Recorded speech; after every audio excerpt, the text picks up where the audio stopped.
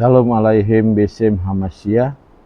Hari ini saya ingin membagikan tentang kitab Lukas 16 ayat yang ke-19 sampai 31 tentang perumpamaan orang yang kaya dengan orang yang miskin, Lazarus yang miskin. Ya, dalam gereja mula-mula ini menjadi teks klasik tentang apa yang terjadi pada orang-orang yang mati. Mengapa Yesus memulai dengan orang kaya? Apakah orang kaya itu dosa? Ya tidak juga. Apakah juga orang kaya itu orang kita tidak boleh kaya? Ya tidak juga. Tetapi ada orang kaya yang karena kekayaannya matanya dibutakan oleh realita, sehingga orang tersebut menjadi kekayaannya menjadi tujuan akhir dalam kehidupannya. Dan kekayaannya itu menjadi kacamata untuk melihat kehidupannya. Dan sebenarnya Yesus mengatakan ini untuk mengkritik orang kaya yang hadir dan cinta uang, seperti dalam Lukas 16 ayat 14. Dalam konteksnya ya disebut dengan arti dengan filigri, ya. Filargi artinya para penyita perak. Ini menjadi simbol kata-kata tamak, kata-kata rakus, ya, di dalam Lukas 16 ayat 14. Masalahnya adalah tergantung kekayaan sebagai prioritas yang diutamakan, sehingga kekayaan itu menjadi tuhannya mereka. Di dalam Lukas 16 ayat yang ke-13. Ya, kita lihat Lukas 16 ayat yang ke-13.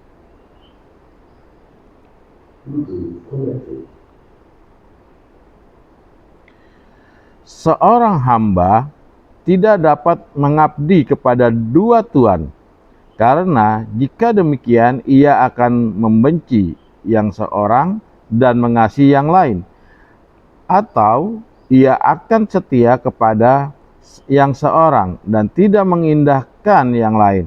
Kamu tidak dapat mengabdi kepada Allah dan kepada Mamon. Mamon ini adalah harta, ya, kecintaannya kepada harta. Dan Alkitab mengatakan keserakahan adalah penyembahan berhala. Kita lihat di dalam Kolose pasal yang ketiga ayat yang kelima. Karena itu matikanlah dalam dirimu segala sesuatu yang duniawi, yaitu percabulan, kenajisan, hawa nafsu jahat, dan juga keserakahan yang sama dengan penyembahan berhala. Jadi keserakahan akan dunia itu sama saja dengan penyembahan berhala. Itu sebabnya kita mengatakan matikan semua itu. Artinya dengan cara kita menyalibkan kedagingan kita. Ya. Kematian itu akhir dari segala. Tetapi awal permulaan dari hidup yang kekal, hidup yang baru. Ya, kita lihat dalam Filipi pasal 3 ayat yang ke-18 dan 19. Karena seperti yang telah dikerap kali kukatakan kepadamu dan yang kunyatakan pula sekarang sambil menangis, banyak orang yang hidup sebagai seteru salib Kristus. Kenapa dikatakan seteru dengan salib Kristus?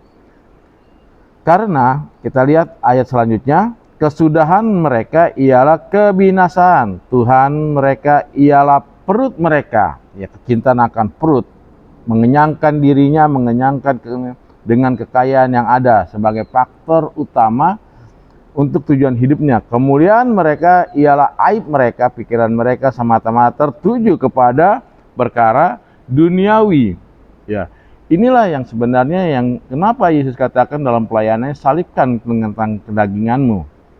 Ya, karena itu kecintaan akan mamon, ya, sebagai faktor utama dalam kehidupannya, itu menjadi berhala dan penyembahannya adalah perut mereka.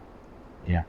Itu sebabnya di Lukas 16 ayat 19 sampai 31 lah ditulis tentang bagaimana orang yang mencintai tujuan hidupnya dengan kekayaan dan benar-benar sungguh-sungguh di dalam Tuhan. Ya. Nah, di situ ada kata dengan dimaksud dengan pangkuan Abraham. Ya, di dalam kitab Yahudi, Kiddushin, ya, halaman 72b, istilah di pangkuan Abraham secara harfiah di dada Abraham atau dikatakan dekat dalam Abraham. Ya, dikatakan di sini Hokopos to Abram. Ya, dalam bahasa Ibrani Keir Afram adalah istilah lazim di kalangan Yahudi untuk merujuk tempat bagi roh manusia setelah kematian.